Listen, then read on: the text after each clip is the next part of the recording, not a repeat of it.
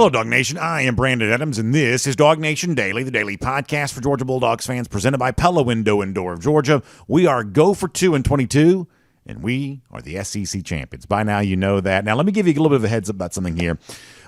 We are actually going to do things a little bit differently than I told you we were going to. I told you we'd be pre-recorded this week. A version of this kind of is, but also another version of this is going to be live and better than ever.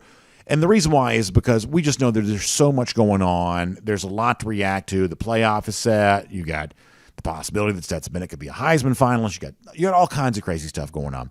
So we are going to cover all of that this way. We're going to do our show kind of like normal. I'm actually pre-recording this, but when it's done, I'm going to pop on here and be live. So if you are a part of our comments, typically speaking, if you kind of typically do that, at the end of the show, we'll kind of do a cool down, kind of like we always do with R.S. Sanders. So a little bit of an audible that we call just to kind of reflect the fact there is so much going on. And then we're going to have another opportunity to speak live on Friday, too. So I'll kind of explain more of this. I think it's going to be fun. So if you tuned in expecting this not to be me, well, by the time it's done, it will be me in the flesh and real, and we'll react in real time to whatever happens from, we're recording this on Sunday afternoon. You're obviously watching this on Monday morning.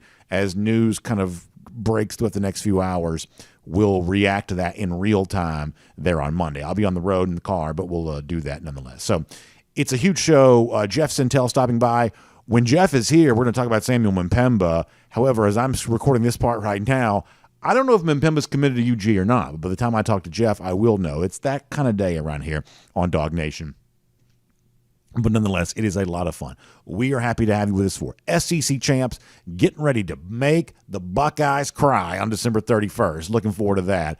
Georgia versus Ohio State is as big as it gets. In fact, we'll start that way on today's show. DawgNation Daily, the daily podcast for Georgia Bulldogs fans, presented by Pella Window and Door of Georgia, and it begins right now. Today's episode of DawgNation Daily is brought to you by Pella Window and Door of Georgia, viewed to be the best. Presented by DawgNation.com. This is DawgNation Daily, the daily podcast for Georgia Bulldogs fans. Here's your host, Brandon Adams. I don't think it gets any bigger than this. Georgia-Ohio State in the college football playoff in the Peach Bowl in a building that Georgia has gotten quite comfortable in, quite at home in, Mercedes-Benz Stadium. Obviously, Georgia wins the SEC championship. We'll do more to get there here coming up in just a bit. But prior to that, I do want to talk about the matchup between the Dogs and the Buckeyes, and as fun as this going to be. And listen, I think there are two kind of questions that come to mind for me about this game, and by all means, we're going to have an entire month to talk about all the different angles related to this game. But the two questions that kind of come to mind for me about Georgia and Ohio State, a game that I think if you're not a Dog fan, if you're not a Buckeye fan, you are salivating over the chance of these two teams play. And I think there's a sense in which even the fans of these two teams are also excited. After all the years in which they've been competing for the same recruits, next to each other in the top 5 and, top of the country, to now be on the football field together for the first time since the end of the 1992 season, there's just a lot of energy around that. So we're going to talk kind of about every angle of this. Question number one for me on this is this fair? Is this fair for Georgia as the number 1 overall seed, getting a chance, obviously, playing its home state in Mercedes-Benz Stadium, but playing what I would think is the better of the teams between TCU and Ohio State? Buckeyes, to me, feel like the better of those two teams. Ohio State was ranked ahead of TCU for most of the season. They're both in a similar position. They're both in a similar position in that they are one-loss teams who did not win their conference title. And you can say, well, TCU played for its conference title. But some of this is also simply about the difference between what the Big 12 is in terms of how it decides who plays for the SEC, for the Big 12 conference title, and how the Big 10 decides who plays for the conference title. Big 10 still has divisions. Big 12 doesn't. So Ohio State's not in that conference championship game because they are in the Big 10 East. No one would dispute, though, that Ohio State's clearly the second best team in the Big 10. So in other words, the 13th game is not necessarily an argument for TCU over Ohio State. I think measurably I would view the Buckeyes the better team. So on the one hand, you may say, well, hey, Georgia didn't get fully treated like the number 1 seed. Yes, it's playing in the venue it wants to play in, but it's maybe not playing the opponent it would have selected for itself if it was interested in having the easiest path possible. Ultimately, I think what happened here is, and some are going to say, hey, this is about avoiding the rematch for Ohio State, Michigan right away. People didn't want to see that right away because they'd just seen it. Maybe that's what this is. Maybe it's as simple as that. Those who are a little cynical about this process, maybe they're correct. I'm certainly willing to believe that they might be. But I also think that there's kind of a competitive argument to be made here that may have also been partially true, which is Georgia's a 13-0 team, Michigan's the 13-0 team. These are the two teams that have distanced themselves from the rest of the country, and Georgia got the concession about where the game was played. Michigan got the concession about who they would play in their game. And so they avoid Ohio State in the semifinal round. Georgia gets to play that game in its home state, and maybe that's what happened. So that's kind of the first question of, is it fair that Georgia's playing Ohio State? Some may say not. Ultimately, I don't know that I spend a whole lot of time on that, because the question that probably kind of rules the day for me more so than anything else is it fun that Georgia's playing Ohio State? And I think it just definitely is. I just think there is something about this that is just incredibly fun. And I feel very similar to this the way that I did when Tennessee beat Alabama. And you may hear me say this a couple of times this week. For some reason, this kind of thought's on my mind right now. That when Tennessee proved worthy of beating Alabama for the first time in a long time, there was, in a roundabout way, an indication that wasn't great news for Georgia. You had a new contender in the SEC East that you hadn't previously had. You were going to have a much tougher path to win the division once again, because here's this Tennessee team that's all of a sudden scoring a bunch of points, and they clearly had kind of generated a lot of national attention there at that time. And yet, even though that, by appearances, wasn't great news for Georgia, I immediately got excited about it. I wasn't rooting for Tennessee to win the game, but when Tennessee did win the game, all of a sudden I got very excited about what that might mean for the showdown with Georgia and Tennessee to begin in November. I thought on paper it appeared to be the best game that had ever taken place in Sanford Stadium, and in retrospect, maybe that really was true. But it's almost like it's a tough task for Georgia, but those of us who like Georgia, it became very fun to think about knocking off a foe of that magnitude. And there's a part of me that sort of feels the same way about Georgia-Ohio State. There may have been an easier potential path to a national championship. Obviously, USC, if you could have played them, you would have loved that, because they played no defense whatsoever. Ohio State's at least better than USC is. But the formidable nature of the challenge, I think, makes it really fun. And to me, that's the word I'm going to keep coming back to. Georgia-Ohio State just feels really fun. But as far as what other folks think about this, let's talk about Georgia coach Kirby Smart here for a moment. Now, first of all, in his post-game press conference on Saturday, as you might imagine, not yet knowing who Georgia was going to play, that Smart wasn't ready to consider any of this.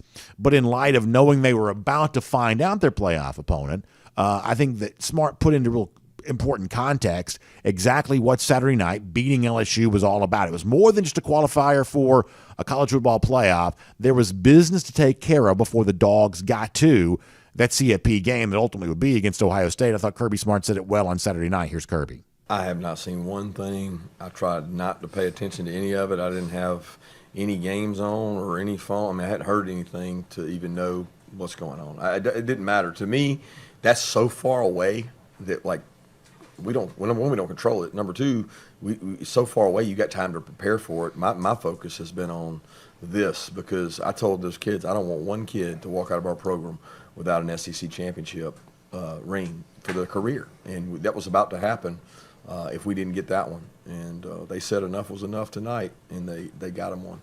Boy, I love that. I don't want any player to leave Georgia with an SEC championship, and that's what mattered on Saturday night. It wasn't getting ready for Ohio State or even thinking you might be playing Ohio State. It wasn't anything like that. It was about taking care of some business, whether you call it checking a box, Kirby said that, or a number on the wall. A lot of folks around Georgia have said that, or the next step and go for 2-22.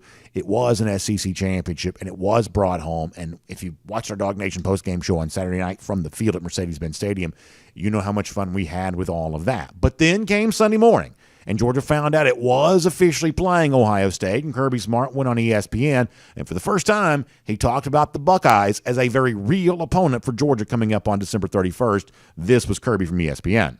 Well, I'm excited. What a great program. What a great job Ryan's done there.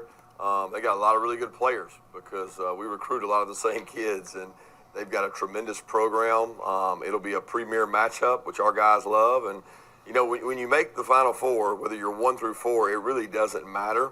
What matters is how you manage this time building up to this game and the nature of the game, because there's a lot of build-up. I mean, am I wrong about this? Doesn't it just sound really neat to hear Kirby talking about Ohio State in a non-hypothetical situation? I mean, in any time in the past, if he'd even tried to ask Kirby about Ohio State, he wouldn't have even acknowledged the premise of the question. No, we're not interested in talking about Ohio State. They're doing their thing in the Big Ten. We're doing our thing down here. That these two schools, even though they were almost always adjacent to each other, also sort of existed in different orbits, different almost dimensions, really. They just haven't been on the same field. And now they will be. And there's a way of football that the SEC has that we kind of believe in. There's a way of football in the Big Ten that I know their folks probably kind of believe in too. And we get to decide on December 31st which of those ways of life, which of those ways of doing football is the better way of doing it. And to hear Kirby Smart talk about the game in a very real sense. We're battling over the same recruits. We're doing all this stuff together. And now we got to get ready to go play this game. There's a part of that just sounds really fun to me. Now, Kirby also talks about the way in which you use your time to get ready for that game, and that gave Kirby a chance at a little bit of gamesmanship, pointing out that there is a hardship that his team had to face that Ohio State has not had to face. And I think it's probably kind of nice that Kirby's entering this into the record one more time, Kirby on ESPN. That's probably the toughest part to me is that, I always look at it in this – it's sour grapes now because I'm so happy that we got a chance to play in the SEC championship. We got a chance to win an SEC championship. But you look and you say, okay, I'd like to give my guys a little time to recover, relax, get in shape, worry about final exams. I mean, there's so many things going on. We got official visits next weekend. But you see a team that maybe didn't play in the conference championship, and now the opportunity for those guys, they've had a week off. A week to recoup and get ready. They're going to be fresh and ready to go and ready to bounce back and start practicing. So we got to be smart about how we practice our guys, but we also got to understand it's going to be a physical game because Ohio State's a very physical team. Yeah, I think Kirby's right to bring that up. Go ahead and let it be known. Hey, you gave these guys a gift. You put them in the playoff when you didn't have to, and all of a sudden now our task's a little harder. We've played 13 games. They've only played 12. And what Kirby doesn't say there, but we all know is it's the same kind of thing in 2017 when Georgia also had to play a 13th and a 14th game, and Alabama got that week off, did not play in the SEC championship. That was a team that was also given a gift back then. So this will be the second time that Georgia's kind of played a college football playoff team game against a team that was kind of given a bit of a gift. So I don't mind Kirby kind of bringing that into the record here. But look, the bottom line is this is sort of the step one of a conversation that for us is going to last for many, many weeks. That it is as big as it gets. It is Georgia and Ohio State. I don't like the Buckeyes. I really, really don't. And some of y'all have kind of maybe gotten a little bit of a whiff of that based on some of the chatter we've had on the show the last few days. And I love nothing more than the thought that Georgia is getting ready to put them in their place, and all these folks in the media have been propping them up for such a long time that Georgia may be getting ready to put them in their place there as well. And if you're not fired about that, I don't know what to tell you. I think you probably are. This is going to be an incredibly fun month, and I can't wait for it. It's a huge game. I respect the opponent, but I don't fear them. I don't fear them for a second. And I think it's a fair fight, and it's going to be one for the ages, and I can't wait to be a part of it with you coming up on December 31st.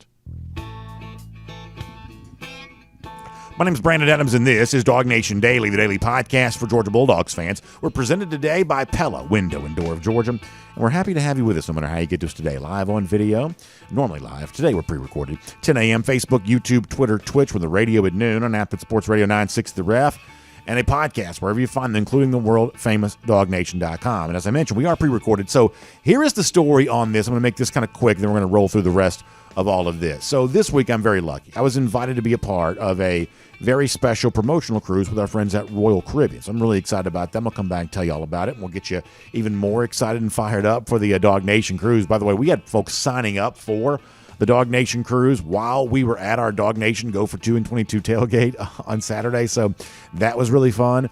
But because I'm going to be on the cruise, it's kind of taking me away from my normal position here in work. So we're recording these shows. But I told you that last week. Let me also tell you, though, that today we've kind of called a little bit of an audible. This show was recorded on Sunday afternoon. So you're watching it on Monday morning or whenever you get it on Monday, but we recorded on Sunday afternoon. However, because there's so much going on, because it's Georgia-Ohio State, and there's a possibility that maybe Stetson Bennett's a Heisman finalist or whatever may happen with some of this kind of stuff, we are going to be live at the end of this show. I'm on my way down to heading towards Port Canaveral, but we are going to be live for a few minutes. So when this recorded feed is completed, I'm just going to pop on like I always do for our RS Andrews cool down. So if you're watching on video, you can be a part of that. We'll take your comments across all platforms. We won't go crazy long, but I do want to just be live with you. And then on Friday, we're going to do something a little bit different. I do not like to do the show outside of the boundaries of the normal format, but on Friday, as a way of just kind of catching up on everything, we're just going to go live at 10 a.m. We're going to kind of dispense with like the regular formatics, and I'm just going to talk to you, and we're going to take your comments, and there is a lot of news that's going to come out, and so over the course of these next few days, I'll kind of catch you up on a lot of that coming up on Friday. Now, we have great pre-recorded shows. Hopefully we're making good use of your time today, and then throughout Tuesday, Wednesday, and Thursday, but we will be back in kind of a live format coming up on Friday to cover a lot of those bases with you then. Does that make sense? Are there any questions about that? All right, so Pella Window and Door of Georgia makes this all possible today. You know, they can equip your house with energy-efficient windows and doors. They're great at that. That means when it's cold outside, you want that cold air to stay where it is, and you want that heat that you pay a lot of money for, energy bills, you want that to stay on the inside of your house where that's supposed to be there as well. And that's what Pella Window and Door of Georgia is all about. We say all the time, they're viewed to be the best. That means that you do survey after survey with homeowners here in our market. They recognize Pella Window and Door of Georgia for what it is, a market and brand leader giving you energy-efficient windows and doors. And they also can provide you great savings there as well. Between now and the end of the month, December 31st, you can get 0% APR for 24 months or 50% off qualifying installation. So check them out online at pellaofga.com/DawgNation. That's pellaofga.com/DawgNation. You can also give them a call, 678-638-1496. That's 678-638-1496. Pella Window and Door of Georgia is viewed to be the best. And by the way, they also have an experience center there in Duluth. You can stop by and put your hand on the product, really feel it, find out what makes it better. Talk to one of those Pella experts. They'll give you a no-pressure consultation to kind of walk you through installation options and all the product line. You can do all of that with our friends at Pella Window and Door of Georgia. We're going to get Jeff Sentell coming up in a moment. We'll talk to him about Samuel Mpemba, the decision that he made on Sunday. But before that, let's go around the doghouse, and it's assisted today by our friends at AAA. Now, looking back on the SEC championship here for a moment, I think one of the big stories in the game was the performance of Georgia quarterback Stetson Bennett, who really came out like a house of fire. And given the current landscape in college football, now as I speak to you here on a Monday, later on this evening, we're going to find out if Bennett actually did enough to warrant becoming a Heisman finalist. But clearly, on the basis of the performance, that conversation is kind of heating up a bit. In fact, even so much so that Kirby Smart in the postgame press conference on Saturday was asked, are you willing to campaign that Stetson Bennett should win the Heisman Trophy? And Kirby Smart, well, you can probably imagine what he said. This is Kirby. Well, absolutely. I mean, I think it's one of those things that this guy's 23 of 29 in a second half that, I mean, he didn't get to do a whole lot in the second half. So I don't know what he was in the first half, but he's played really well. And, you know, I had several people come up to me and say that they thought he played his best game of his career tonight, and he played really good. The reason why there was some laughter is because when Kirby said he was willing to campaign for Bennett, Bennett kind of said, don't worry about it, you don't have to do that, which is just kind of Bennett's dry sense of humor.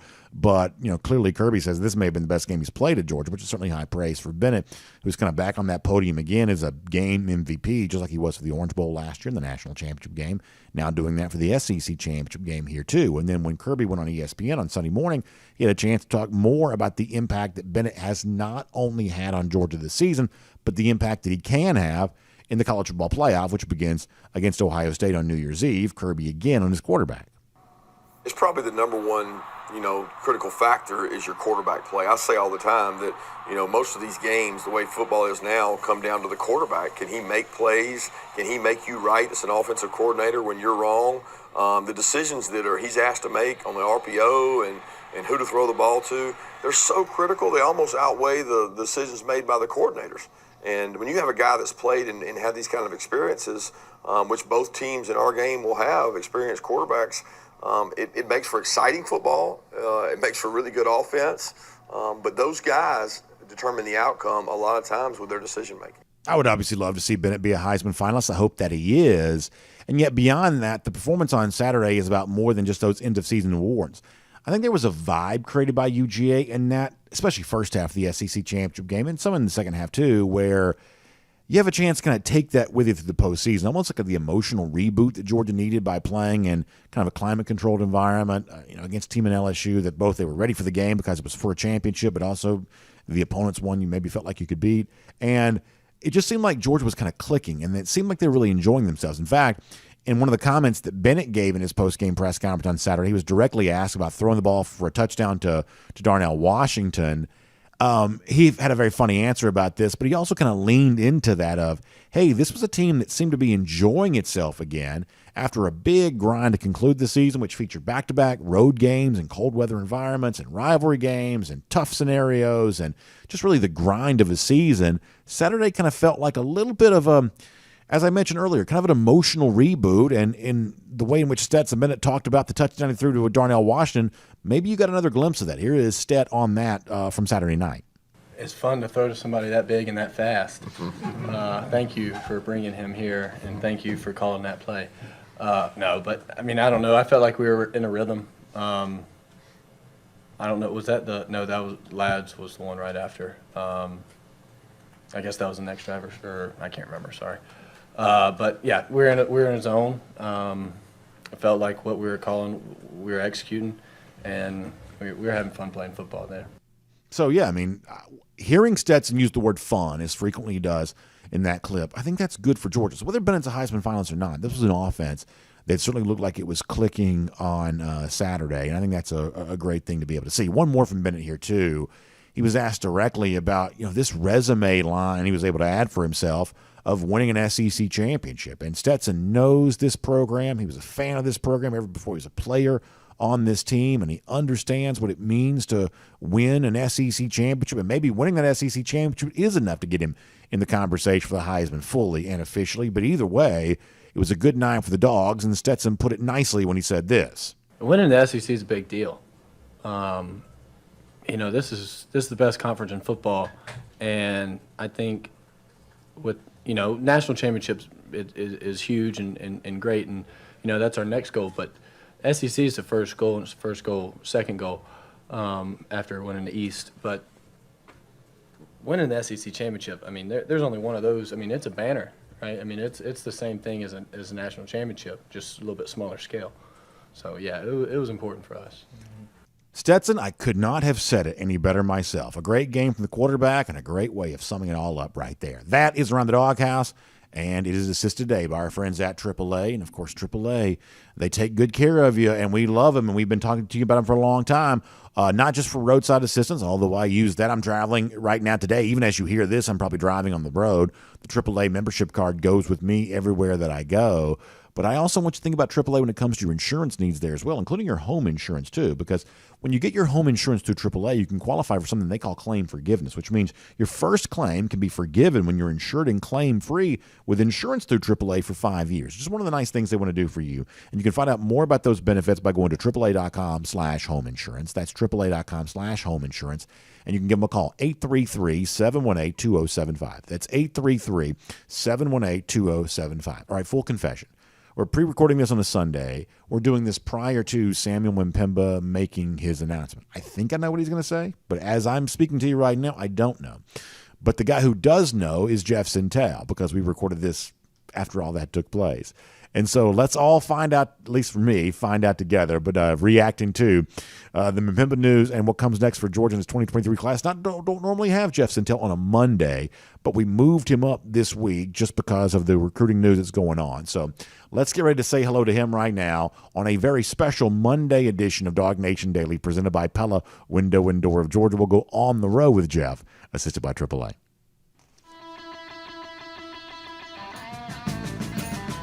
From Athens and across the SEC or wherever the recruiting trail may lead, here's a DawgNation.com insider. It is a shocking breach of protocol for us. Normally, Jeff Sentell is a Friday guest, but it seems like a great time to have him here on a Monday because of the fact that Georgia just got a big commit on a Sunday. Five-star edge rusher Sam Mwimpemba making his pledge to UGA. So if you came here expecting John Stinchcomb, we'll get John again next week. All of our former players, John and Terrence and Jake Fromm, we'll get all of them again next week. We're in a little bit of a tricky situation this week because, as you know, I'm going on a Royal Caribbean cruise. You've probably heard me say that now 5,000 times. But nonetheless, Jeff Sentell with us here right now. Jeff, Sam Mwimpemba in the mix here for UGA.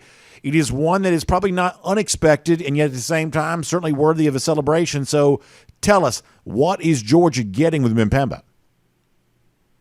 Yeah, so it's a unique athlete. I think he's the 13th guy, should he sign, and we all believe he will go on to sign with Georgia.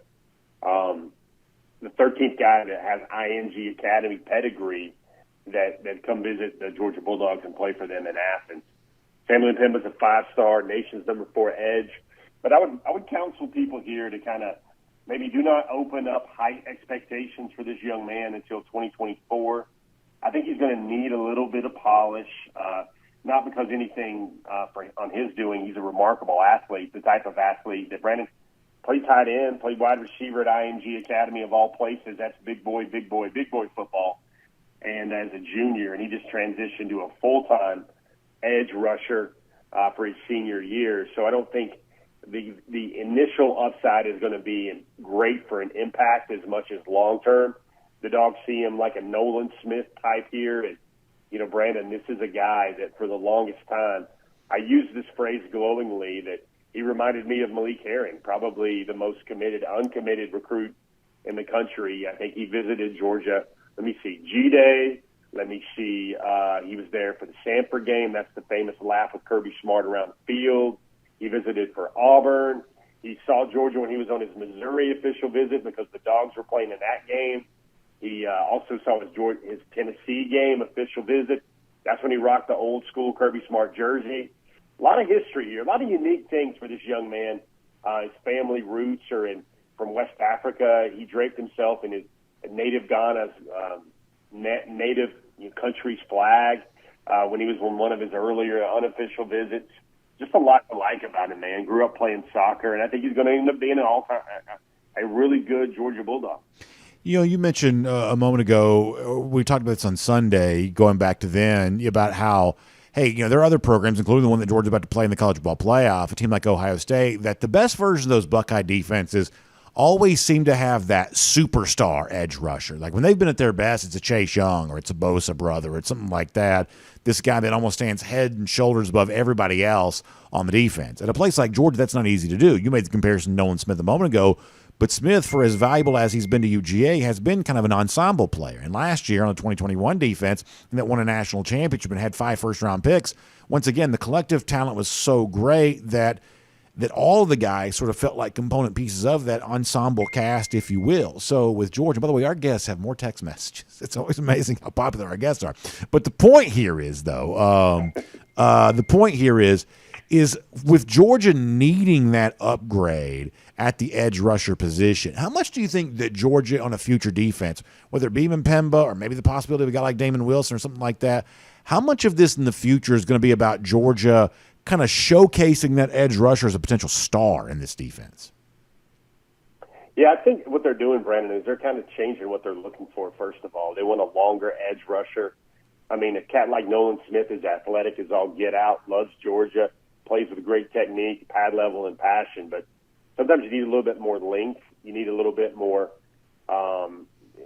Nolan's got incredible bend, but you just need a bigger athlete. That's what college football looks like these days with, heck, Brandon, you got a guy like that looks like a Marius Mims on that right side, or the big offensive tackles of today. Georgia's got several offensive linemen that are over 6 feet 6 inches now, and you can really lock a player out like that, especially when they're trying to get to your quarterback.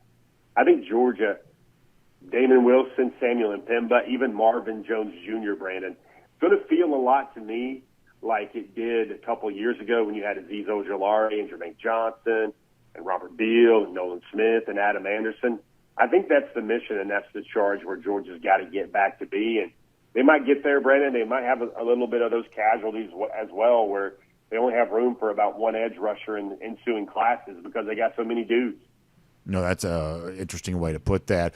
Also, as we kind of transition away from good news for Georgia recruiting, how about big news in the world of college football in general? As you and I speak today, it is the start of the opening back up of the transfer portal again. I think the anticipation that we have is, those of us who try to follow this stuff pretty closely, is that this is about to be really, really intense, maybe more intense than anything with the portal has kind of been in the past. So let me ask you kind of a two-pronged question here. specifically the impact you think this is going to have on recruiting and kind of roster management for teams, then obviously maybe more specifically what it's going to mean for Georgia here too, because Georgia's obviously trying to fill its 2023 class, but it's also trying to get ready for the college football playoff.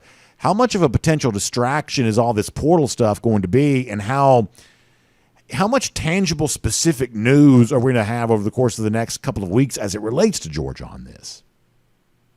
Yeah, so Georgia's got, we know Kirby Smart will figure out a way to do it. It might involve lesser sleep than that man already gets, but he's going to deal with roster retention. He's going to deal with portal recruiting. I think Georgia will be active in the portal this year, maybe 3, 4, 5, 6 guys maybe in the portal. I know they want to look at things at receiver. They want to look at safety.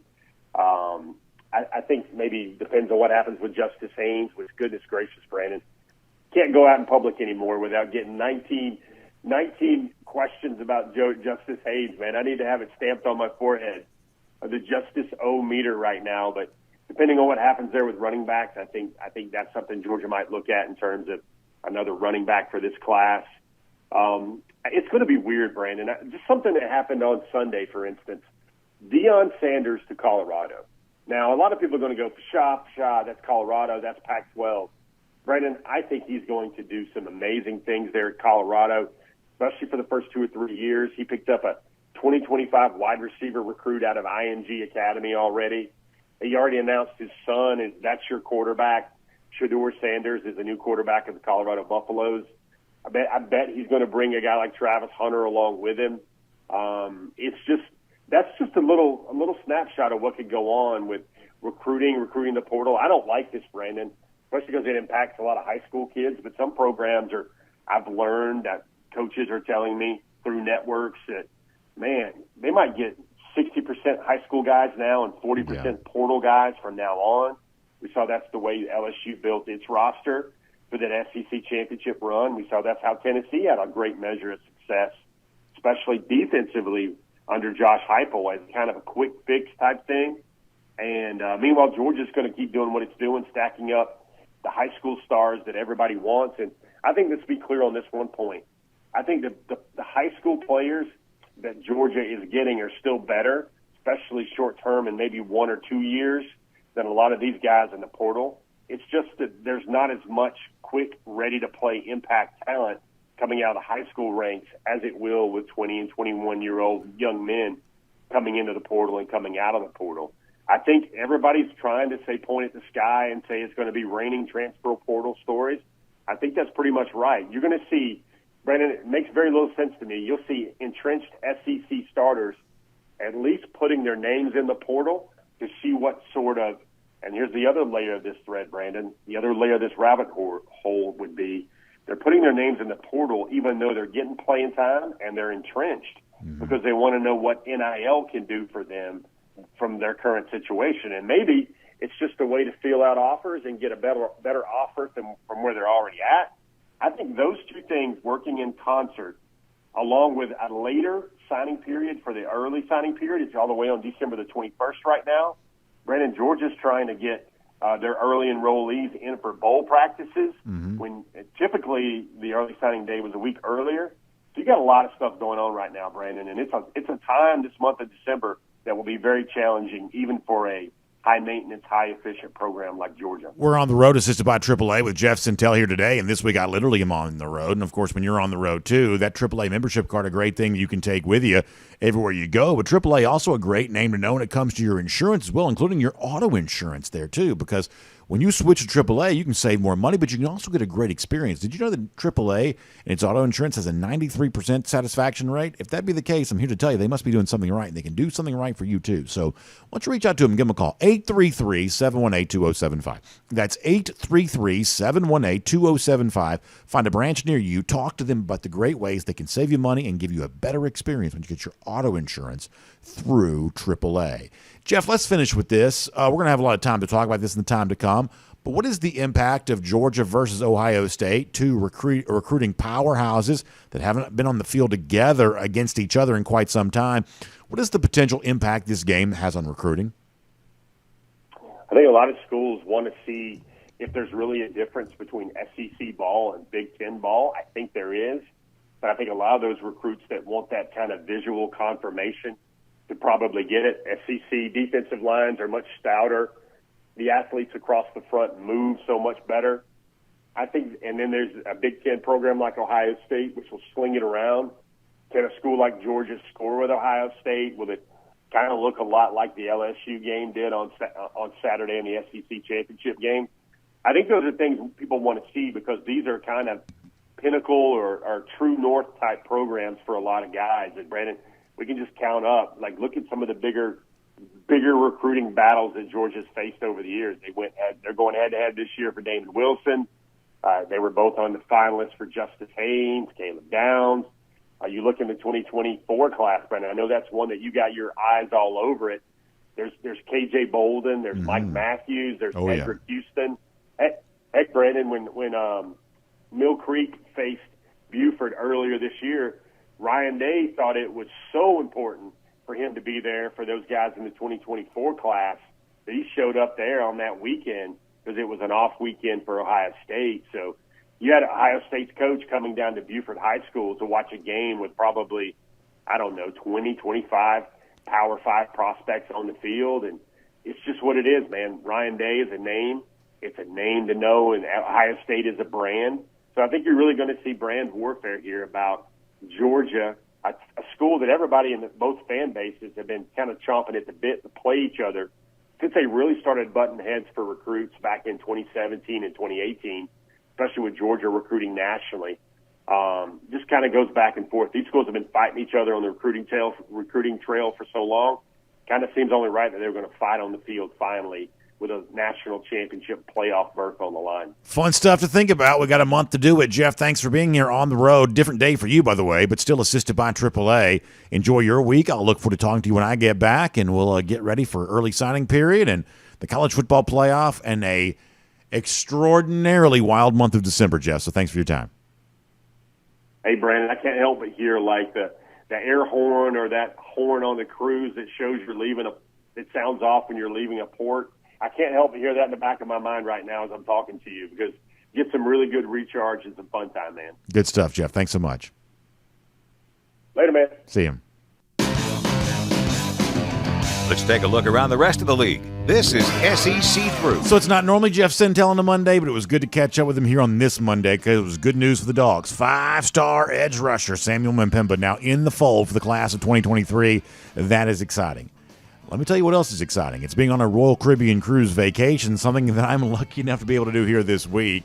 And you get your chance to do this there as well. First of all, you can be on the DawgNation cruise with us coming up in April. That's a really good thing. But I'm a part of like a special, it's kind of like a promotional type deal. I was invited, which makes me sound more important than I am. But I was invited to be a part of this. Wonder of the Seas, which is the largest cruise ship in the world, is actually repositioning. It's going to take a new home in Port Canaveral, which is kind of my home away from home. Or I should say that's my kind of home port for cruises. I like to drive there for that. It's very easy. It's just past Orlando. My family now, we kind of go to Orlando a lot anyway, and it's just sort of right beyond all of that. So it's a wonderful, wonderful experience, and we're looking forward to being on board Wonder of the Seas. In fact, some of you who kind of catch up with this a couple days later, by the time you hear me, I'll actually be on board the ship. So we're doing that here this week. Can we bring down that music just a tiny little touch, just maybe just a tiny little touch? But so yeah, we're looking forward to doing all that, and we want you to be a part of it there too. So our friend Jessica Slater, she's a great travel agent. In fact, some of y'all met her on Monday at the DawgNation Go for 2 and 22 kickoff tailgate event. You can actually give Jessica a call, 770-718-9147, 770-718-9147. She'll talk to you about anything Royal Caribbean related, about Wonder of the Seas, the ship that I'm going to be on, or Independence of the Seas, the ship we're all going to be on for our DawgNation cruise coming up in April. She'll tell you everything you need to know about that. She's also made a great website as well, royaldogs.com. That is royaldogs.com. You can get more information from her about how much fun it's going to be on board a Royal Caribbean cruise ship when you get a chance to, whether it be soon or in April or whenever else. She's got you covered on all of that. All right, let's go cruise around the SEC courtesy of Royal Caribbean now. And as I speak to you, it's a big day here in the SEC because the transfer portal is now officially opening back up. Now, we've had all kinds of transfer news and rumors and whatnot the last few days, but it's officially opening up right now. And I think we're kind of bracing for a little bit of chaos here. And I, for the most part, kind of made peace with all this kind of stuff. This is just what college football is going to be going forward. I'm just kind of at peace with it. It just sort of is what it is. But, man, you got to be really careful. It's just sort of careening into something just sort of too chaotic almost. But no doubt we're about to have a lot of player movement. And obviously Georgia's not going to be immune to this. Georgia likely looking to take in a transfer or two. And certainly a handful of guys on this roster right now are expected to leave there as well. And what I don't quite yet know is how noisy all this process is going to be. I'm just not quite so sure about that. In other words, Georgia's getting ready for national championship. You hope players, as they look for their future, and I understand why a player would want to secure his future. I get why players want to feel good about their college home. I understand that part of it. But selfishly, those of us who are Georgia fans or those within the football program, you sort of hope this time right now doesn't lead to the kind of thing that becomes a distraction for Georgia on the field, as it's one of the 4 teams left, still hoping to win a national championship. But it is going to be crazy. Stay close to DawgNation, whether it be a Georgia player whose name officially goes in, or it's a rumor type thing, or it's a player that's maybe rumored to come to Georgia. Whatever that is, you can stay close to DawgNation, and we're going to give you plenty of coverage on that over the course of the next few days. It won't really be me because I'm kind of away, but the rest of the folks who are here, they'll have their ear to the ground and their eyes on the scene as it relates to all of that. We also know now the college football playoff is officially set. Obviously, Georgia-Ohio State, we've talked about plenty. I think the Michigan-TCU game on the other side of this is certainly pretty interesting in its own right. Michigan right now about a 9.5 point favorite here against TCU. And I guess I don't quite have a sense of exactly how good TCU is. And part of that for me is just related to the fact that I have gotten it wrong on the Horned Frogs so much this year. I kept expecting them to lose. Now, I finally picked it correctly in the Big 12 title game because I went against them one more time, and this time they finally did lose. So I guess eventually I got it right on TCU, but I'd been expecting that to happen all year long. And somehow TCU kept finding a way to kind of win close, defying expectations really in the way that it did that. What does the matchup look like with Michigan and TCU right now? I guess I'm of the belief that Michigan, although undefeated, is not certainly enough of a juggernaut that they can just waltz into Arizona and easily beat TCU. But the same way that Georgia used the recipe of a balanced team, pretty good offensively, pretty good defensively, to win last year, and that's certainly part of Georgia's recipe for doing that again this year. I think Michigan's kind of built that way too, and largely we haven't seen great defense from TCU on the balance of the season. So my early lean is certainly Michigan to win the game. The point spread, it'll take us a little while to figure out where we're going on all of that. And then finally, we did a lot of this on our show on Sunday, so I won't belabor too much at this point right now. But Nick Saban just really embarrassed himself. Going on TV, begging for a spot in the playoff, and making really the thinnest, frailest, claims of all time. The campaign to put Alabama in was so difficult to believe, and really essentially believed by no one. I haven't really heard any voices in the media echoing any of the arguments that Nick Saban was making for why Alabama should be in the playoff as a 2-loss team. They just weren't coming, and yet you're left to wonder, well, if you're Alabama, what could have been different here this season? And by the way, if an Alabama fan is saying that, or if the Alabama team itself is saying that, imagine how much more Tennessee is saying that right now. Because I think if they don't give up 63 points to South Carolina, Tennessee would be a much larger part of this conversation than they were. And who knows, maybe they would have even had a chance to get the nod over Ohio State for this final playoff spot. But ultimately, and you saw the way they were treated on TV really in the last couple of weeks, that once they had the huge offensive explosion against them by the Gamecocks, they were never a consideration again. And a lot of that was also related to the Hendon Hooker injury. But frankly, they were already getting decimated by South Carolina before Hooker even got hurt. So whether you're Tennessee or Alabama, those two SEC teams kind of on the outside looking in here, I think you're left to wonder how this season could have been different for you. Obviously for Alabama, they just needed to have been better. And for Tennessee, they needed to be a little bit better at the end of the season to match some of the stuff they had done at the beginning of the season. But either way, we'll make that cruising around the SEC courtesy of Royal Caribbean. A couple quick shots out before we go here. How about our friends at Peachtree Orthopedics? They've been Atlanta's go-to orthopedic practice for more than 70 years. And so for so many folks in our audience, you're a golfer, or you're kind of involved in running a marathon, or you play tennis or pickleball, or all these things that you kind of enjoy doing. And yet when you're facing some sort of injury situation, your back or your knees or your neck or whatever your particular issue is, that is preventing you from living the kind of life that you want to enjoy. Well, that's where our friends at Peachtree Orthopedics can step in and do great things for you, because they have a specific process that's specific just for you and your needs. And when you have a consultation with them and talk about this, they're going to give you a chance to explain your problem. They're going to listen to that. They're going to understand that. And then they're going to talk to you about your options in a way that's easy for you to understand and certainly very clear. And then they're going to make a plan for recovery that gets you back doing the kinds of things you enjoy. And now with their urgent ortho clinic, you can also do things even easier because you can get same day, evening, and Saturday hours and kind of come up with something that works specifically for you. That is what our friends at Peachtree Orthopedics are all about, because life is waiting. It's time for things to get better for you. So that's why you need to check out Peachtree Orthopedics today at PeachtreeOrthopedics.com. That is PeachtreeOrthopedics.com. And this past week, you certainly heard us talking a lot about our friends at Marlowe's Tavern and the great offer they have for you. Your chance to get that $50 Marlowe's Tavern gift card right now for that hard-to-buy person on your Christmas shopping list. As a special thank you to you when you do that, they're also going to give you that complimentary bottle of Michelle Brut sparkling wine. You saw me have that with us at our Marlowe's broadcast last week. It's a great thing that Marlowe's has been doing with us now for a long time, many years during the holiday season. A great thank you from Marlowe's Tavern to all of its great customers, those who are enjoying the great chef-inspired food and the craft cocktails there at Marlowe's Tavern. Plus, don't forget this. If you get a $100 Marlowe's Tavern gift card right now, not only do you get the Michelle Brut sparkling wine as a special thank you, you also get a bonus $20 gift card there as well. And who knows, maybe you use that for yourself. Either way, check out marlowstavern.com for more opportunities to get some great gift cards for those folks on your shopping list here this holiday season. All right, wrapping things up here on a Monday. I'll be with you live here in just a moment. We'll take some comments here and have some fun doing that. Before that, though, how about some golden shoes? Let's give out some fun ones here after what was a busy weekend for UGA. Also coming back up again on the anniversary of when Kirby Smart was hired as Georgia coach back in 2015. In fact, we have surpassed that now. And UGA Chris M. writes in to say, I'd say this has worked out pretty great for these dogs. Indeed it has. Hashtag go dogs. Hashtag go for 2 and 22. Good stuff there. Our buddy James Lawson, who, by the way, speaking of Royal Caribbean Cruises, was with us on our first DawgNation cruise, checks in to say it's a new profile pic going back to his days as a member of the Red Coat Marching Band. You love to see this. Hashtag go for 2 and 22. We love James and Jenny.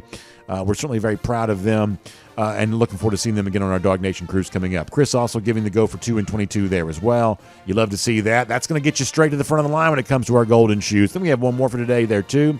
Yeah, our buddy Josh Beatty checking in to say, enjoying some golf before Georgia beats up on LSU. That's good stuff, Josh. I'm glad to see you enjoying that finished long drink as well.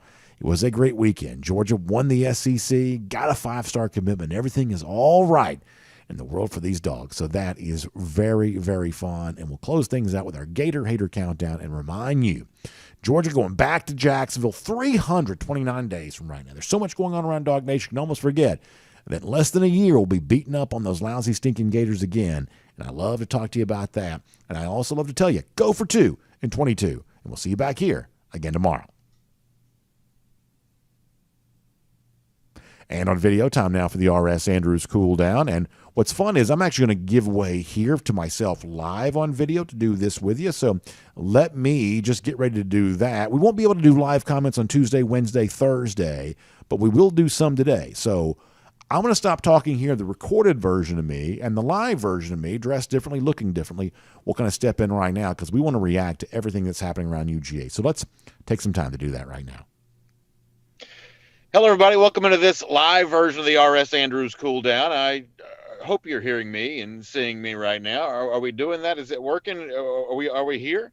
It appears that we are. So I'm here. I'm on the way to a Royal Caribbean cruise, but I wanted to stop in here and pop and talk to you a little bit about some of the stuff that's going on.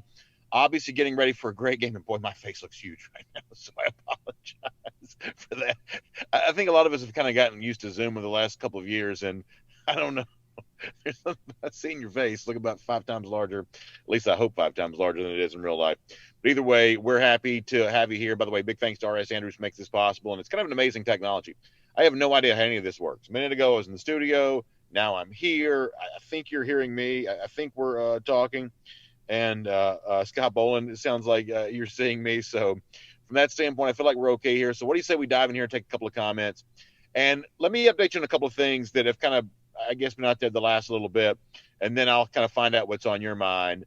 First of all, on the Stetson Bennett thing, the best that I can tell is he is like right there on the line, I think, of what a Heisman, the Heisman finalist, right? You can say for sure that I believe Caleb Williams is going to be going. I think you can probably say for sure that, say, Max Duggan from TCU is probably going to go. I'm assuming that CJ Stroud is still going to go. And I'm guessing that fourth spot, then this is just, listen, this is not based on anything other than me just sort of thinking out loud here. But that fourth spot ends up either being Hooker or Stet, right? And obviously what you hope is those Heisman voters held on to that ballot long enough to watch the game on Saturday. As we've said many times, the Heisman Trophy process is very different than a lot of these awards. And frankly, we have, a couple thousand people watching us live right now, or, around 1,000 or so.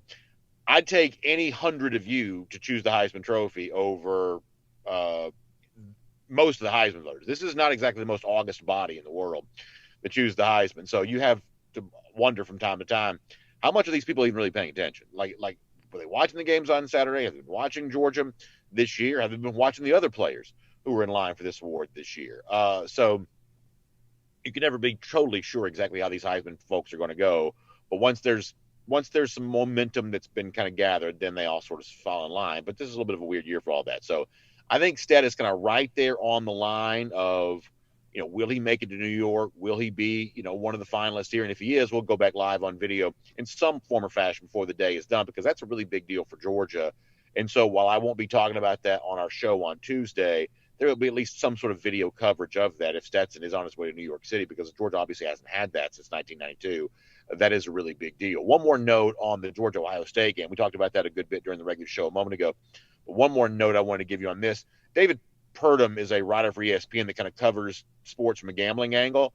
And I said this yesterday when I was live and Connor Riley was our guest, that this was when the playoff announcement first came out, that Georgia being a 6.5 point favorite, that seemed a little heavy to me at the time. I have to be honest with you. While I think that Georgia's going to win, I have respect for Ohio State. This is a tough, fair fight, opponent. I think it's a really big game, to be honest with you. It's a game I expect Georgia to win, but I think it's a really big game. I thought 6.5 felt like a little bit of a lot for me in terms of the point spread. ESPN's got a story up about how that most of the odds makers they quoted would have said that prior to the Michigan-Ohio State game, they would have probably only made Georgia about a 3-point favorite against Ohio State. So if you're kind of wondering how Georgia went from a field goal favorite to a touchdown favorite, apparently a pretty significant downgrade of Ohio State based on the way that it played against Michigan. Now, you may say, well, they should downgrade Ohio State because they played awful against Michigan that day. Maybe that's as simple as that. Maybe that's what it is. But I guess my line of thought was still somewhere in the neighborhood of the field goal or so favorite that maybe Georgia would have been for most of the regular season, trying to follow this stuff as closely as I can. And yet, undoubtedly true that Ohio State did not play a good game against Michigan, so maybe that should greatly alter the way that you think about them. So anyway, I've talked long enough. The point of me being here is to talk to you. So let me read your comments. We'll kind of roll through on all of that. By the way, Michael Hall feeling very confident right now. He says OSU is going to be mollywopped. That secondary is trash. And look, I think one of the most important takeaways from the game for Ohio State against Michigan, and this is the thing that if you're Georgia, this matters to you, is that Ohio State had been talking for an entire year about stopping the run against Michigan because they didn't do that the previous year. So this year they came into that game and they're not going to be pushed around. They're going to stop the run. But if you watch the game, you knew what their plan was to do that. They were creeping more and more bodies to the line of scrimmage, and they were essentially daring Michigan to throw the ball. Well, Michigan said, well, if you're going to dare us to throw the ball, we're going to do it. That may not be what Michigan kind of does with its bread and butter necessarily, but they proved capable of doing it that day because of the soft coverage that Ohio State was supposed to play, forced to play because of the number of bodies they were kind of throwing into pass coverage. The soft coverage is not the right way to say it, but easily exploitable coverage is what I mean to say, because of the fact they were having to move so many bodies towards the line of scrimmage. So in a lot of ways, it's a very interesting test case. And one of the show, I think it's Wednesday's show, we're going to get into the toughness issue here, the fact that Ohio State's been just flat out called out for its toughness. And it's a very interesting game for them. If you think about this on the Ohio State side, that's what their conversation is going to be about. They've been pushed around by Michigan now 2 years in a row. And that's a big issue for that program. Frankly, it's a big issue for Ryan Day, who's obviously ushered in a certain style of play. And the opponent, Georgia, being almost like Michigan on steroids, this is a very interesting contrast of styles for Ohio State. The demand on them by their own fans, not even media types, but by their own fans, is to step up and show that you can compete physically in a game like this. I am very curious to see how how Ohio State will respond, knowing they're going to be openly called out the way they are. We may notice all the ways in which sometimes the media kind of falls in love with Ohio State, kind of the national level, and there's probably a degree to which that's true.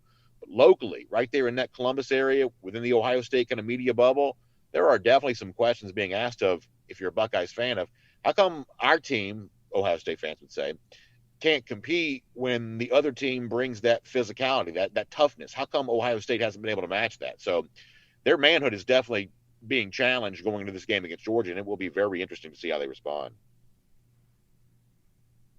Let's go, Brandon. Cassie Turner talking about the difference between, like, say, a nail biter and a blowout. And I asked this to, I think it was Jeff Sentell. We've done so many shows the last couple of days, I can't even remember what's what. But I think it was on our post-game show on Saturday, if Jeff thought between now and the national championship there'd be another, kind of nail-biter type game for UGA. I believe Jeff said he thinks that there will be, and maybe it is Ohio State. I mean, I think it's possible to believe that Georgia will win. I do. And also believe that the challenge is pretty stiff. Like, I'm not going to come on here and say, I don't even believe Ohio State belongs in the same field with Georgia.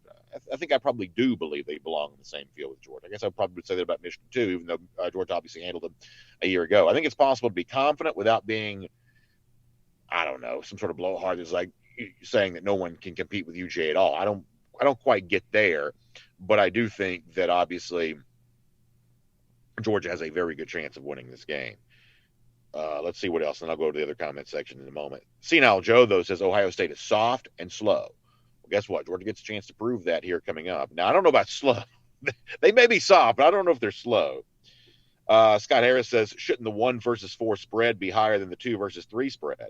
Isn't that the point of the seeding for the playoff? It's a very fair point, Scott. It's a very fair point. And this is an example of the fact that, as we said before, we don't think that the selection committee is particularly good at making, to use a bigger word than I should, like qualitative judgments. In other words, looking at two football teams and trying to decide which is actually better than the other. We don't know that the committee has a great history of doing that. And Scott, what you may be zeroing in on, I think you're actually bringing up a really good point. What you may be zeroing in on is the number one reason why, or maybe the best evidence, I should say, the best evidence for the fact that they manipulated this to prevent Ohio State and Michigan from playing 2 consecutive games. You may be showing us this is all the evidence you need. Michigan's the 2 seed, and yet they're favored by more over the 3 seed than Georgia is over the 4 seed. That may be all the evidence right there. But there are a lot of ways throughout this process that the selection committee's decision would not have necessarily mirrored the, point spreads are based on power ratings. And the power ratings would obviously not necessarily reflect the way in which the CFP top 25 goes. And of course, Alabama coach Nick Saban would be saying, hey, if you're going to go by Vegas point spreads, we should be in the playoffs. So I guess you can sort of do with that what you will. We thought that our argument by Saban was pretty ridiculous going back to Saturday night when he was making it. And yet Scott brings a pretty good point here that, no matter how they were ranked and no matter what else, I think the perception is that TCU is probably a weaker team than Ohio State. And maybe that's unfair to the Horned Frogs because they really actually had some good wins this year. And if you care about some of those analytics, efficiency rankings and things like that, TCU actually fares pretty well and got better as the season went on. Came up just a game short in the Big 12. But I think the overall perception, as Scott points out, is that Ohio State's a better team than TCU. So if you really wanted to treat Georgia ultimately like the number 1 team, you might would have fed them TCU in round 1 right here in Atlanta, or the semifinal round right here in Atlanta. But as I said on video a lot yesterday, to me, this sort of feels like both of the 13-0 teams, 2 teams that had clearly distinguished themselves from the rest of the country, Michigan and Georgia, they both got tossed a concession. Georgia got tossed a concession of where it played, and Michigan got tossed a concession of who it played. And it's almost like when you win the toss in football, do you want the direction or do you want the ball? If you gave Georgia the choice of you can pick your opponent or you can pick your destination, wouldn't you say that you'd rather have the destination than the opponent? In other words, playing anyone in Atlanta isn't that better than playing anyone in Glendale? I think it probably is. You might disagree with that, but I think it probably is. Florida Dog says TCU might just shock Michigan. And they might. I guess right now I don't feel like they will, but I've also been wrong on TCU all year long. So I think once we can kind of settle down, we can get all the Christmas presents bought and all the kind of stuff you got to do this time of year. I actually want to spend more time on this Michigan TCU game and just try to figure out, what is the path here for TCU and what is it that I keep getting wrong about this team? Because while I got the pick right for the Big 12 title game, I'd picked against them a million times before that, and I'd gotten it wrong each and every time. So clearly there's something about TCU that I have not seen, or at least couldn't see it coming, maybe the better way to say that. So, I want to try to examine that game a little more closely at some point in time. Clarence Dawson said we're on the road with BA. Normally it's on the road with Jeff Sentell, but on the road with me right now. I will point this out. I am sitting in the car, but I am not driving. There was a part of me that wanted to pretend like I was and just like I was trying to steer and talk at the same time to make y'all nervous. But that's not setting a very good example, so I decided not to do that. Let's see what else.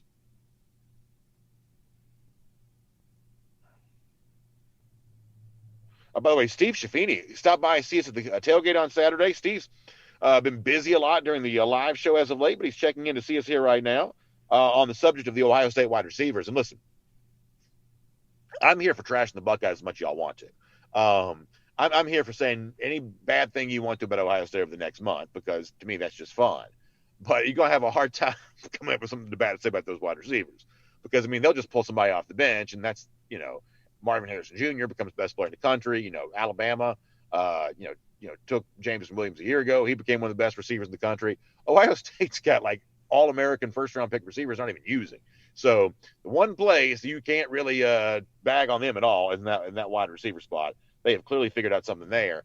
And it's part of the reason why Brian Hartline, who has been such a great recruiter for that program, a lot of folks kind of wondered, well, is he now ready to become a head coach? And you even had some chatter that a program like Cincinnati, which really become, they're about to be a Power 5 program because they're moving to the Big 12, but they've been a playoff team a year ago, very, very high group of 5. It's one of the 30 or 40 best jobs in the country, I would say, at this point in time. Maybe it's one of the 25 best jobs in the country at this point.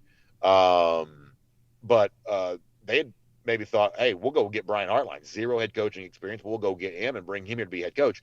That's how much respect this Ohio State wide receiver situation has garnered, that a coach like Hartline, even potentially in line to be a head coach, and then he came out and said he didn't want it, turned it down. So now it seems like this has got nothing to do with Georgia. Y'all don't care about this, but I'll mention it anyway. Sounds like Scott Satterfield's going to leave Louisville to go to Cincinnati. It's kind of an interesting move. A Louisville program that seems to be spending big dollars in NIL, right? I mean, they got a bunch of recruits that you wouldn't have expected them to get. So it seems like they're spending some money in NIL. And yet you got a sitting ACC coach leaving to go to what has been a group of 5 and is about to be kind of a weird new creation of the Big 12. Some of this is, it's like if you stay at Louisville, eventually you get fired because you're not winning enough games. Therefore, you kind of move around and just sort of, go somewhere else where you can maybe have some success, at least for a little while somewhere else. Maybe that's all that is for Scott Satterfield, just kind of a game of musical chairs here. But I did think it was interesting that it looks like he may be on his way to Cincinnati as head coach after – kind of out of nowhere, after it looked like they may be going a different direction there. But like I said, that's not Georgia related, but I did think it was kind of interesting. Ryan Walker says, Chef Kirby's going to cook up, I like this, a 49-piece special extra sauce, no napkins, and keep it messy with a side of peach cobbler. I like that, Ryan. Listen, y'all, this is going to be so much fun. I said this at the top of the show in our pre-record.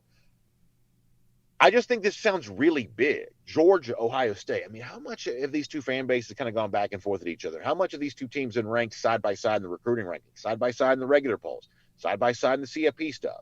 How much this offseason did we have to hear about how much better Ohio State was than Georgia? Well, now we can decide on the football field. If I would have told you at the beginning of the year, I said Georgia's going to be 13-0, and they're going to play in the semifinal against Ohio State, you would have said, yeah, that sounds about right. Well, that's exactly what this is going to be.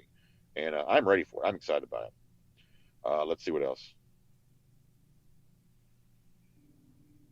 Billy Mathis says the Satterfield news is already official. Thank you, Billy. I appreciate that. And y'all, that's an example. This is about to be crazy. So we're going to have coaches leaving. We're going to have transfers left and right. And on the Georgia transfer stuff, I will tell you that my only wish here is, because it's going to be futile to say, I hope no Georgia player transfers. A Georgia player is going to transfer, and it's going to be somebody that you care about, because that's what the whole roster is. There's not a single player on Georgia's roster that could transfer that wouldn't resonate and be a pretty big deal with most of y'all and an audience like this. I mean, anybody that could transfer that is going to be a big deal. So it's going to happen. It may even be, it may be even a larger number than you might be comfortable with right now. So I don't think there's anything you can do with that. Maybe some of the guys that go in the portal don't actually leave, but it's just going to happen. It's just a real thing. as a Georgia fan, and we're having a fan conversation here, so as a Georgia fan, I'll tell you what I'm rooting for. I'm kind of rooting for it just to be quiet. Just, hey, if you got to look around, if you want to go somewhere else, can we just keep it quiet for a few weeks? And when the national championship is done, I'll shake your hand, let you go where you want to go. And you get an NIL deal for doing so, then by all means, spend it in good health. Like, I really can't fault a player if he uses the mechanisms that are in place. I think some of this is going to be probably excessively chaotic around the sport in general, maybe not at Georgia, but around the sport in general. But this is the system that's in place. I can't fault players for taking advantage of it, especially if it puts more money in their pocket. We would all do that if we could. However, my one thing that I'm rooting for as a fan, and I'm sure Ohio State fans feel the same way because their program's going to be just the same way. If you got a very deep roster, then obviously you got a lot of players other programs going to want. And by the way, if you have a very competitive coach, and Georgia does in Kirby, Georgia's going to have a lot of players out there that it's maybe looking at taking too. So I sort of hope it's quiet on both fronts. If Georgia sees a chance to better its roster, I hope it does it quietly. If a Georgia player sees a better opportunity for him somewhere else, then do it quietly. Back in this previous offseason, we saw some high-profile transfer visits. I'm sort of hoping we avoid that right now. And from a fan standpoint, I sort of feel like that's the only thing I have the right to root for. Can we just keep it quiet until the other side of January? Is there a possibility that can happen? That's what I'm sort of rooting for, and we'll see if it does go that way. All right, at DawgNation.com here for a moment. Basil says, I think you absolutely can fault the player for using Georgia as a springboard to go elsewhere. If you want to transfer, pay back the tuition. Look, I get not being super happy with the transfer portal. I really do. I guess I've sort of gotten to the point where I've sort of made peace with most of this. This is just sort of what it is right now. Let's see what else. Oh, yeah, people talk about Deion Sanders. Deion Sanders had a very interesting initial rollout with Colorado. And I'm going to talk about this on, I think it's one of the shows this week. I think that Deion and Colorado is a pretty interesting mix. I am very much in favor of this right now. I'm kind of a child of the 90s. Like, Deion was sort of a 90s icon. And back during that time when I was coming of age, middle school into high school, Colorado was cool, right? When Darian Hagan was the quarterback, when Eric Bieniemy was the running back, then later on it's like Cordell Stewart, it became Rashaan Salam. I remember like early Bill Walsh college football, I believe that was the first EA Sports video game, playing on the Sega Genesis. Playing with 1990 Colorado was really fun. First of all, you could troll Georgia Tech fans by being 90 Colorado. And second of all, just being Bill McCartney option football with a great running quarterback like Darian Hagan and a really good running back like Eric Bieniemy. That version of Colorado football back then was really fun. They had cool uniforms. That gold and black looked really good with each other. So I don't know. When I think about like the 90s, I think about Colorado being kind of cool back then. And I think that Deion might be able to resurrect some of that. So of all the places he could have gone, I think for a while I was sort of talked into believing that the Pac-12, the situation's so weird right now. Colorado's a little bit of a weird school, to be honest with you, too. That this may not be a good fit because who knows how committed any of that is to football, the school itself, the league they play in. But ultimately, I think he made the right choice. I think it's going to be kind of fun. I am very pro Deion at Colorado. So count me as a very big believer in that. All right, we're going to do a few more comments. By the way, speaking of Colorado, we got Colorado Ski Dog, 1983 grad checking in. He says it's going to be a heck of a game and a great test against. Oh, by the way, his wife's an Ohio State grad. Boy, that's tough. And listen, for a lot of these Georgia folks living around here, you got Ohio State people in your neighborhood. I mean, they're moving down here all the time. You know that. Getting away from that Ohio State, that Ohio winter.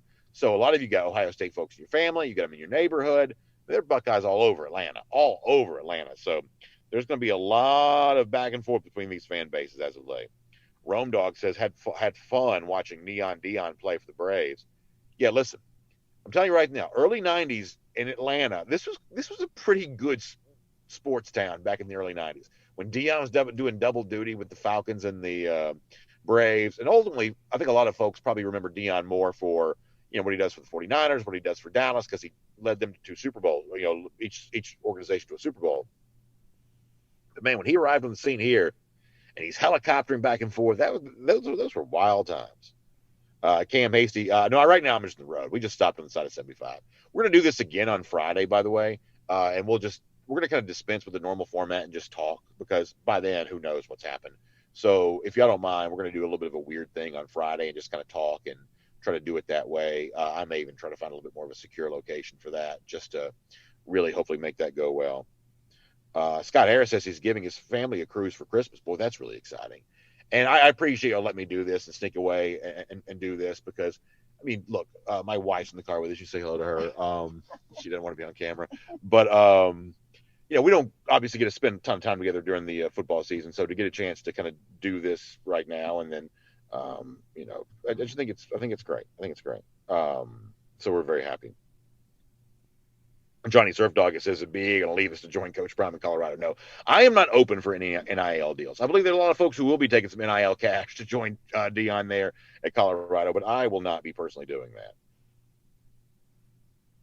James Lawson says, "Do you still think LSU is the best team we faced in the postseason?" James, that's a great question. By the way, congratulations on your Golden Shoe win earlier. That is a great question. No, I no longer do. If it was the acronyms LSU, TCU, USC, I believe LSU might have been the best of those three teams. Now that Georgia's playing OSU, to use another acronym, Ohio State, I think Ohio State's the best team that Georgia will play. And I know that Ohio State beat Michigan head-to-head. I guess maybe I'm a hypocrite if I say that, because Michigan won the game. But I think that Ohio State is a very formidable foe for Georgia. It is a game I expect Georgia to win, but I do think it's a fair fight. I do think that Ohio State – look, Ohio State's sort of the SEC version of the Big Ten, right? They're trying to hoard a bunch of players. They're trying to build a bunch of – I mean, you know, they are competing at this just as hard as Georgia.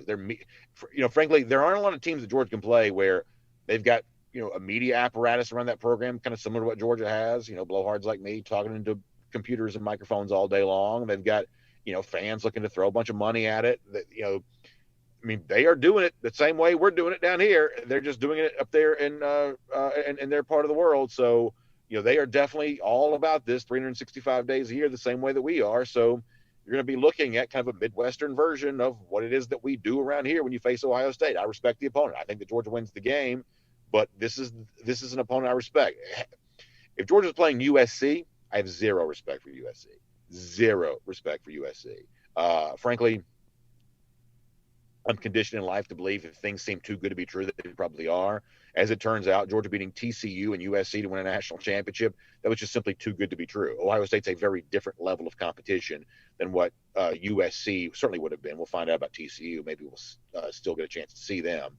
But, yeah, we're just not living well enough. I haven't been good enough. You know, this is the time of year where you hope you're on the nice list. I haven't been enough on the nice list to get a playoff game for Georgia against USC. I just simply haven't earned that. So it is a much more formidable challenge when you talk about this. Let's see what else. Rome Dog says that Ohio State's SEC wannabes. I kind of get where you're coming from on that. I think part of the media fascination with Ohio State is it is the Big Ten's version of the SEC. But those of us who are in the real SEC sort of look at that as kind of the sugar-free SEC. But this version of the SEC, the one that exists at Georgia, it's 150 calories per serving. All right, let me go back over to YouTube for a minute, get a few more comments over there.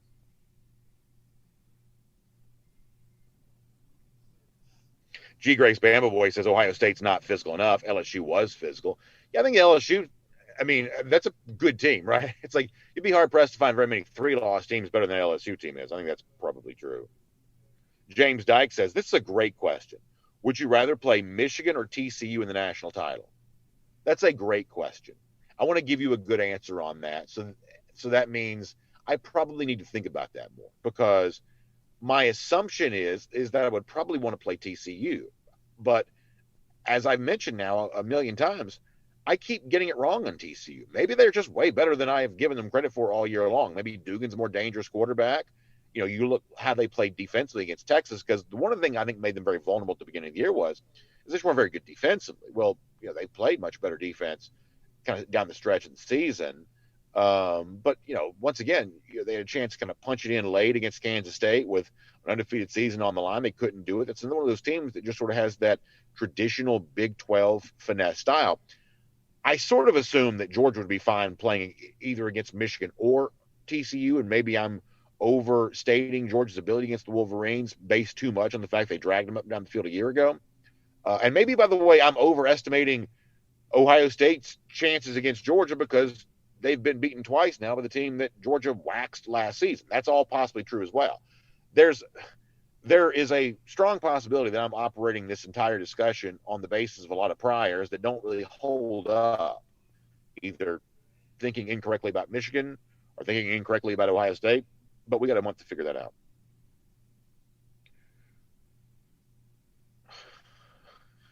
Let's see what else. Elite GB on the subject of the injuries. Yeah, Kirby talking about McConkey and McClendon. And here's the thing you got to understand is we're not going to hear from Georgia for a little while. Players going to have finals. Georgia's going to kind of go like we're not going to get regular updates from Kirby until you get to bowl week. This will be a very quiet month, and then when you finally get to the bowl week, you'll start hearing more from McClendon and McConkey. But it's not like they're going to say anything about that even then. So, the last update we got on McClendon and McConkey going to be the last one we get for a while. Blackbeard's Ghost says we need both Lat and AD. Yeah, I think you want as many healthy options as you can for sure. And I thought it was interesting. Kirby said that, what was it? The thing with McConkey was like a continuation of like a little bit of a tendonitis issue he'd been dealing with, and that it actually wasn't the play that injured him.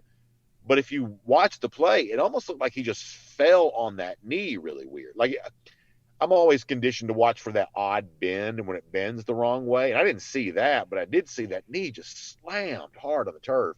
You almost wonder if it was like this is the least, I guess, appropriate medical evaluation of all, but like one of those, like just sort of a bruise type situation where like just hit it so hard on the turf. But I don't know. But we're not going to hear much from Georgia for the next few weeks. So we'll be left to guess here for a while, which is kind of what we've been doing with these injuries all year anyway.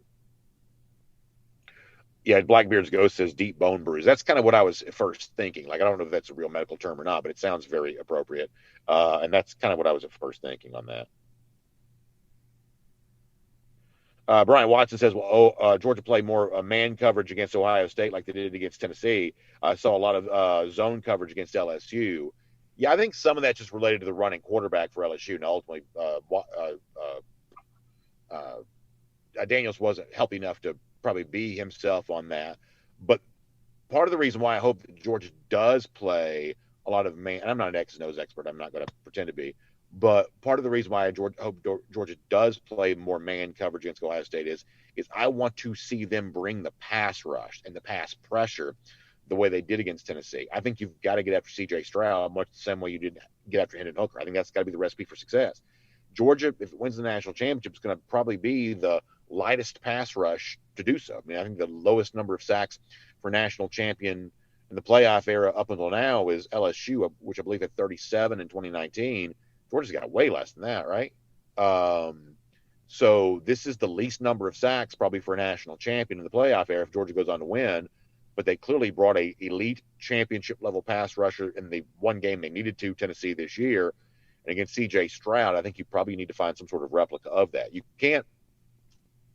I mean, the one thing I had a smart person who knows somebody tell me a little earlier this year is that Georgia, looking at the Alabama game against Tennessee, just felt like they just played that defensively way too soft. And Alabama even admitted itself they played that game just way too soft.